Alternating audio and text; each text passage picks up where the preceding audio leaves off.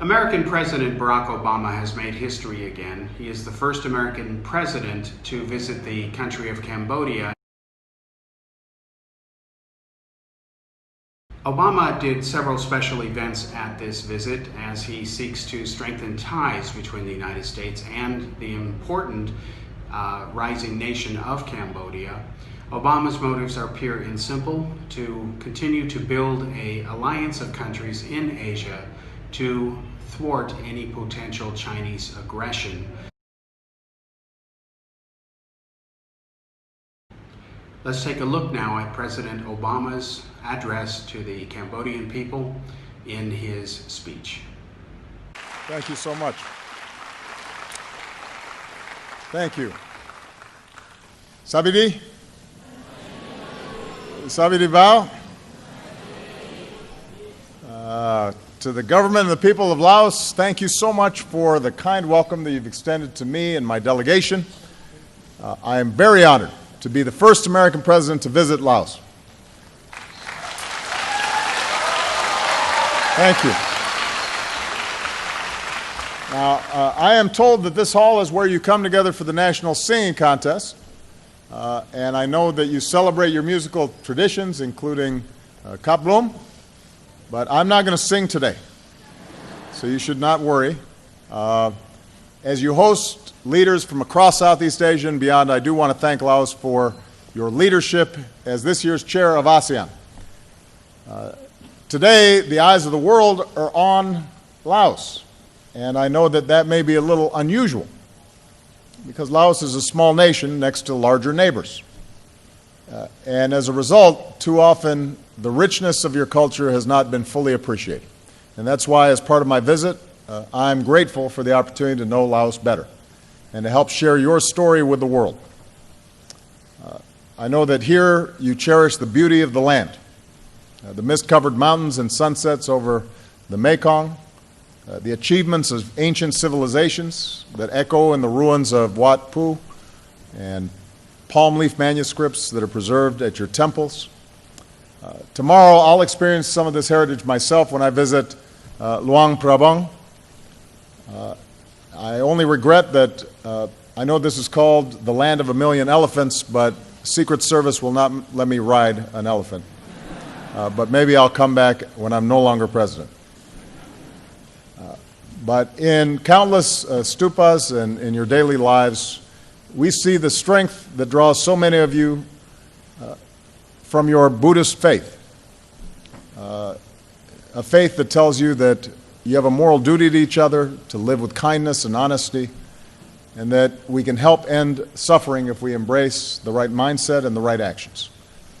And in literature, like the epic of Sin Se, we see the values that define the people of Laos, which is modesty and compassion and resilience and hope. At our luncheon today, I was treated to the best of Lao culture and cuisine, including khao ni yao. I did not get any beer Lao, but I will try some later, maybe this evening. And in all of you here today, and especially the young people of Laos, we see the diversity that is the strength of this nation. You have Lao and Khmer Mu and Hmong, and a tapestry of proud ethnic groups and indigenous peoples. So you are truly a people of the heart, and I thank you for welcoming me with such generosity. You are Nam Jai. I realize that having a U.S. president in Laos would have once been unimaginable. 6 decades ago, this country fell into civil war. And as the fighting raged next door in Vietnam, your neighbors and foreign powers, including the United States, intervened here.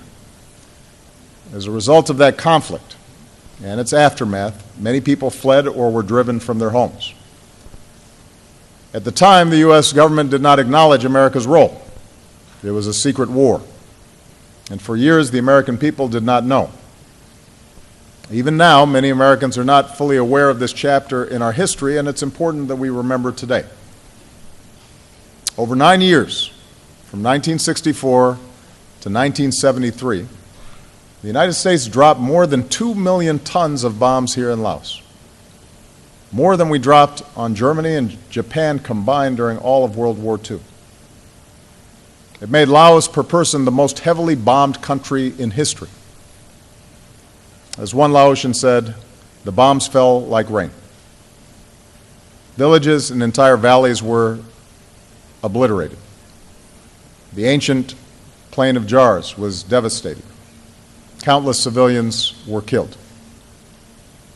And that conflict was another reminder that whatever the cause, whatever our intentions, war inflicts a terrible toll, especially on innocent men, women, children. Today I stand with you in acknowledging the suffering and sacrifices on all sides of that conflict. And from the anguish of war, there came an unlikely bond between our two peoples. Today, the United States is home to many proud Laotian Americans. Many have made a hard journey through refugee camps and relocation, building new lives in a new country. And even as they've become Americans, they've held on to their Lao heritage, worshiping in their temples, honoring their elders, dancing the Lam Yong. Even now, they remember a beloved song that if we depart from our homeland and flee far away from her, we will always have you as our true friend as long as we live. And as a new generation has come of age, more Laotian Americans have made the journey here to their ancestral homeland. Said one of them, who was born in Vientiane, our heart and home have always been in Laos. And this spirit of reconciliation is what brings me here today. Our two governments will continue to have differences. That's true with many nations. As we do around the world, the United States will continue to speak up on behalf of what we consider universal human rights, including the rights of the people of Laos to express yourselves freely and decide your own future. Yet even as our governments deal candidly with our differences, I believe, as we have shown from Cuba to Burma to Vietnam, the best way to deliver progress for all of our peoples is by closer cooperation between our countries. And that's why today, the United States and Laos have agreed to a new comprehensive partnership to guide and deepen our relationship for years to come. Our partnership recognizes that the Lao People's Democratic Republic is an independent, sovereign nation. The United States does not seek to impose our will on Laos. Rather, we seek a relationship based on mutual respect, including respect for your independence and your sovereignty. Our new partnership will continue to deal with the painful legacy of war. And on behalf of the American people, especially our veterans and military families, I thank the government and the people of Laos for your humanitarian cooperation as we've worked together to account for Americans missing in action. And I'm pleased that as a result of this visit, we will increase our efforts and bring more of our missing home to their families in America. I also know that the remnants of war continue to shatter lives here in Laos. Many of the bombs that were dropped were never exploded. Over the years, thousands of Laotians have been killed or injured. Farmers tending their fields, children playing. The wounds, a missing leg or arm, last a lifetime. And that's why, as president, I've dramatically increased our funding to help remove these unexploded bombs. As a result, Laos is clearing more bombs, fewer Laotians are being hurt or killed, and together we are saving lives. But there is still much more work to do. So today I'm proud to announce a historic increase in these efforts. The United States will double our annual funding to $90 million over the next 3 years to help Laos expand its work.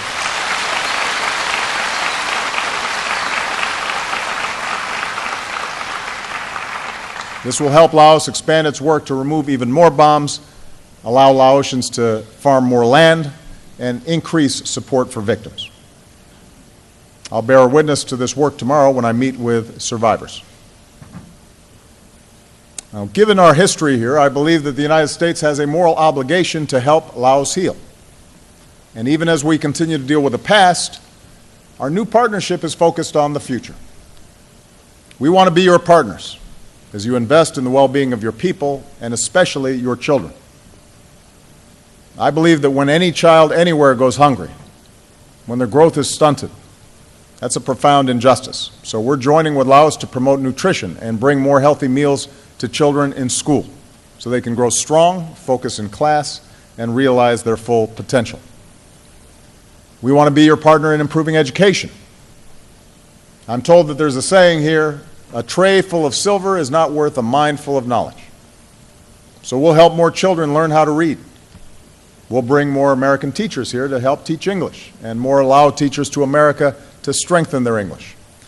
And I'm proud to announce that an initiative that's very important to me and to my wife Michelle, an initiative called Let Girls Learn, is coming to Laos and Nepal.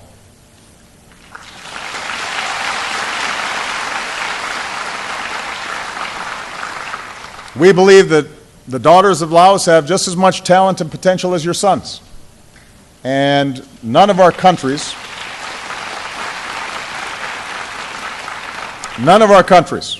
anywhere in the world can truly succeed unless our girls and our women have every opportunity to succeed, the same opportunities as boys and men do.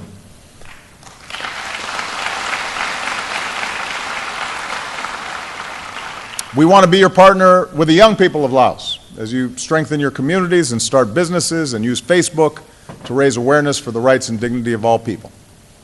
And that's why, as part of our Young Southeast Asian Leaders Initiative, we're helping young men and women across Laos develop the skills you need to succeed.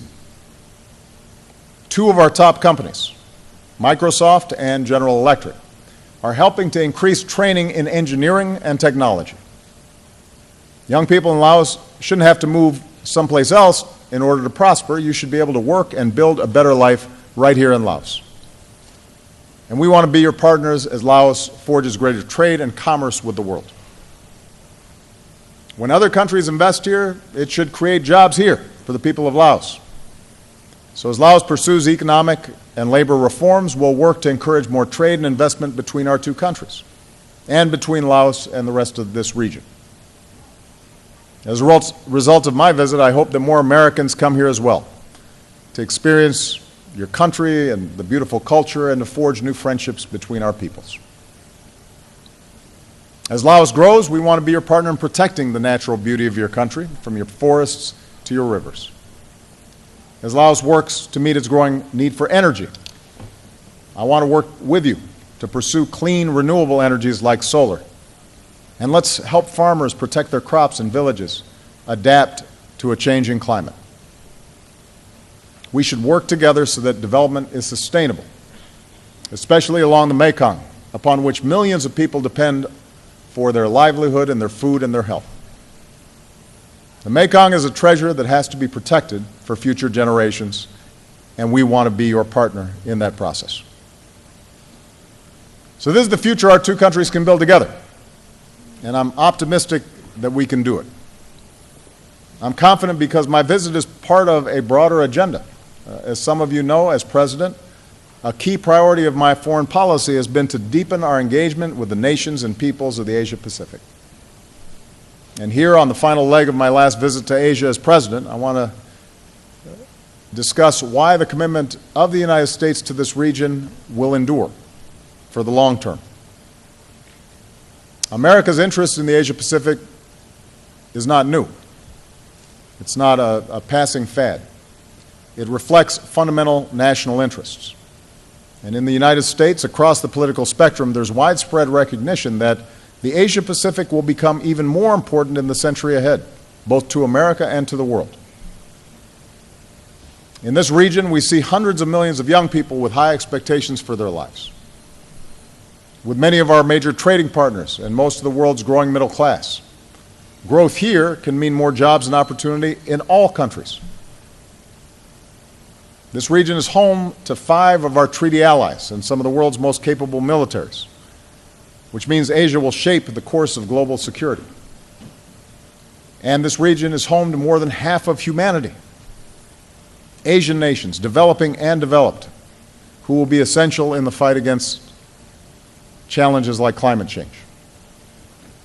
So for all these reasons, I've worked to rebalance our foreign policy so the United States is playing a larger and long-term role in the Asia-Pacific region. We've strengthened our alliances. With our new defense guidelines, Japan and the United States will do even more together to uphold regional security. We've expanded our collaboration with the Republic of Korea, including on missile defense to counter North Korean threats. Today I'll be meeting with President Park to reaffirm our unbreakable alliance and to insist that the international community remain united so that North Korea understands that its provocations will only continue to deepen its isolation. With our U.S. Marines now rotating through Australia, we can respond even faster to regional challenges. And with our new access agreement with the Philippines, our militaries are closer than they've been in decades. To keep the peace and deter aggression, we've deployed more of our most advanced military capabilities to the region, including ships and aircraft to Singapore. And by the end of the decade, a majority of our Navy and Air Force fleets will be based out of the Pacific. And our allies and partners are collaborating more with each other as well. So our alliances and defense capabilities in the Asia-Pacific are as strong as they've ever been. We've also forged deeper ties with emerging economies and emerging powers. With Indonesia and Malaysia, we're promoting entrepreneurship. We're opposing violent extremism, and we're addressing environmental degradation. With my recent visit to Hanoi and Ho Chi Minh City, we've shown our commitment to fully normalizing our relationship with Vietnam. We've elevated our ties with India across the board, and we welcome India's growing role in the Asia-Pacific.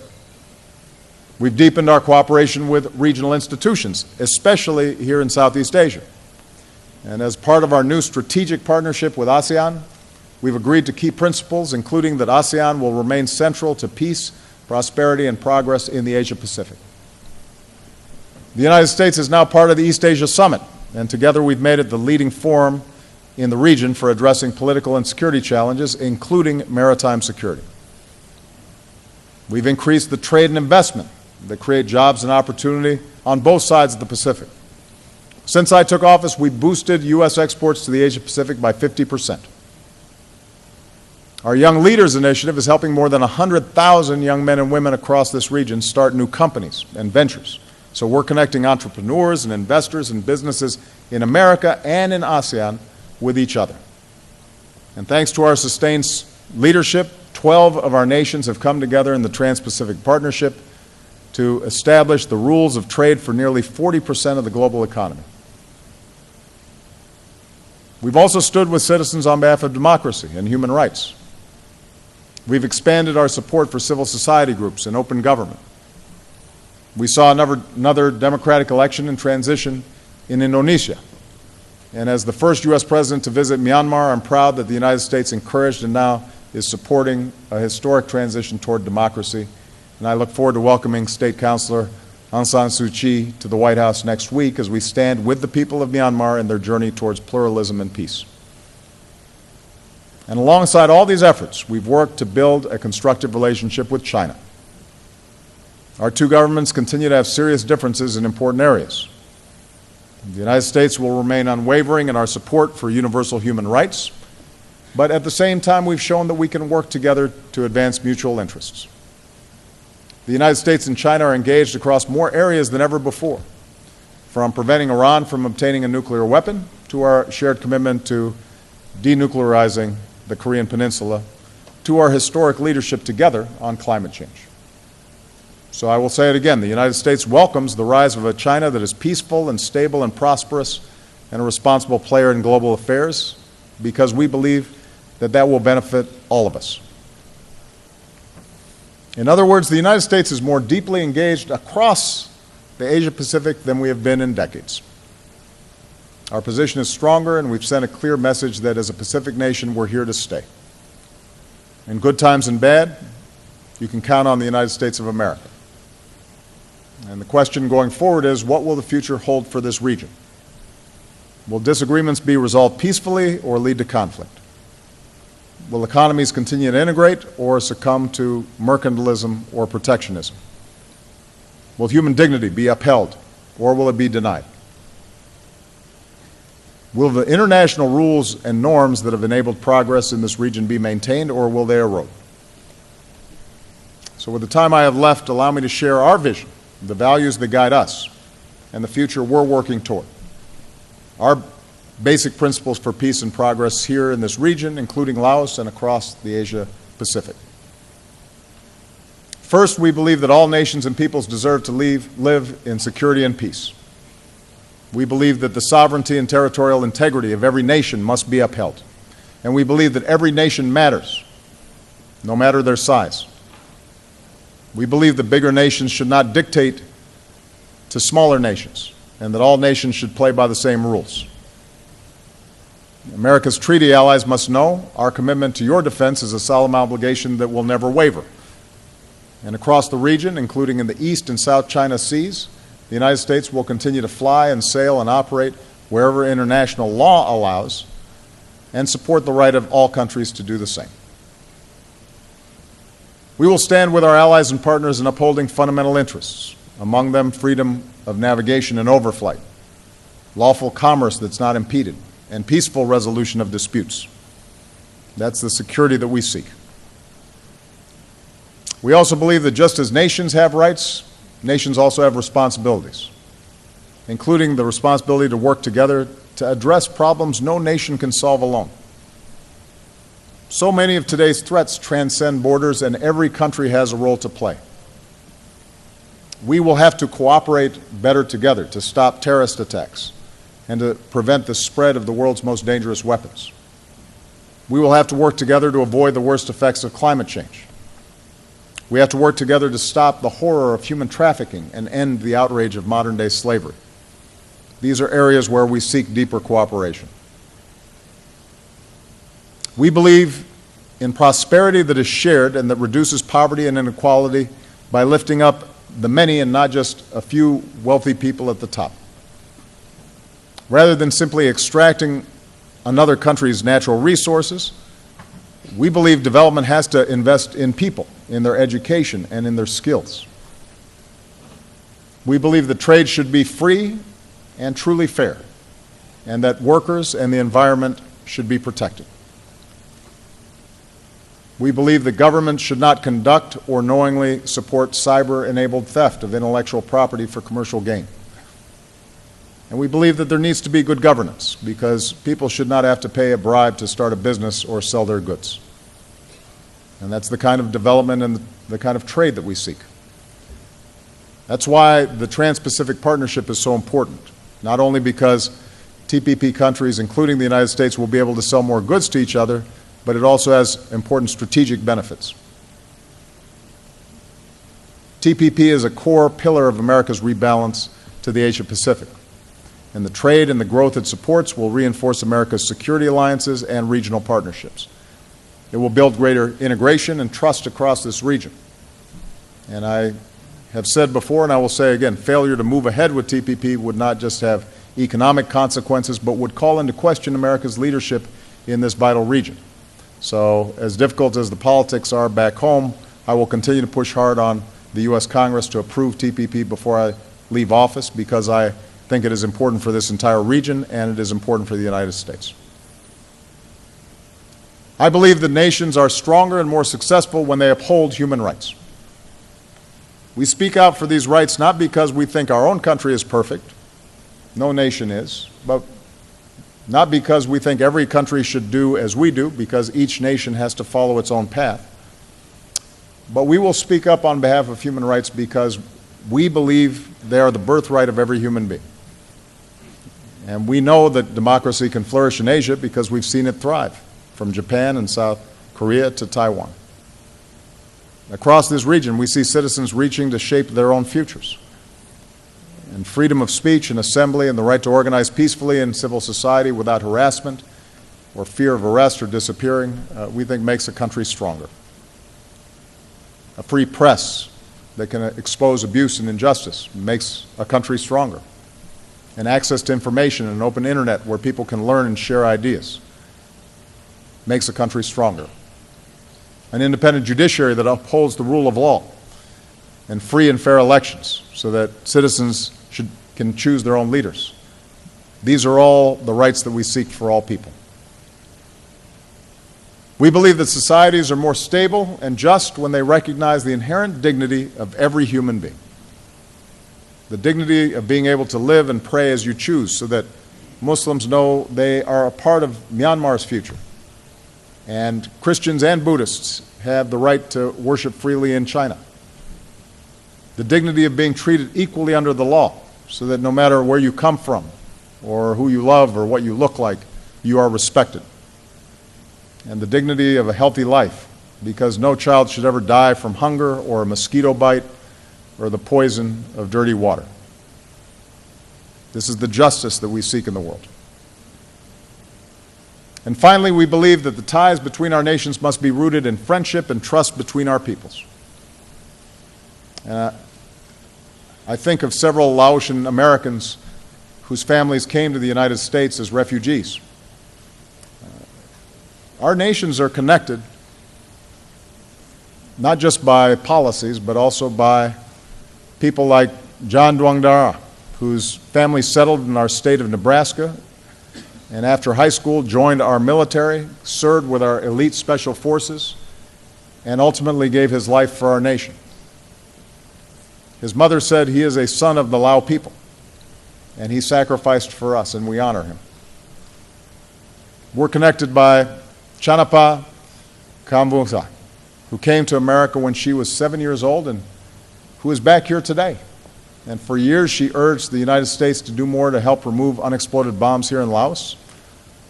There are many, many problems in this world that might not be able to be solved in a lifetime, she said, but this is one we can fix. So Chanapa, we thank you for working to fix this problem.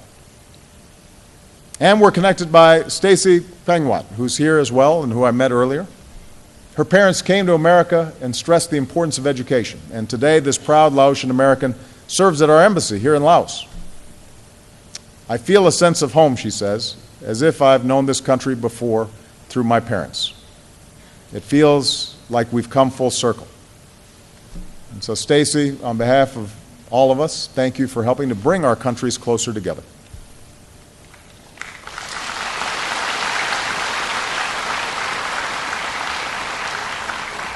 So these are the values that guide us. And this is the partnership that America offers here in Laos and across the Asia Pacific. Respect for your sovereignty, security and peace through cooperation, investment in the health of children, education for students, support for entrepreneurs, development and trade that creates jobs for all of us and protects our environment, a commitment to rights and dignity that is born out of our common humanity. This is our vision. This is the future we can realize together. And based on my visit to Laos and the proud work of the past 8 years, I believe that Americans and the peoples of the Asia Pacific will be able to say to each other, as the song goes, we will always have you as our true friend as long as we live. Khop Jai Lai Lai. Thank you very much.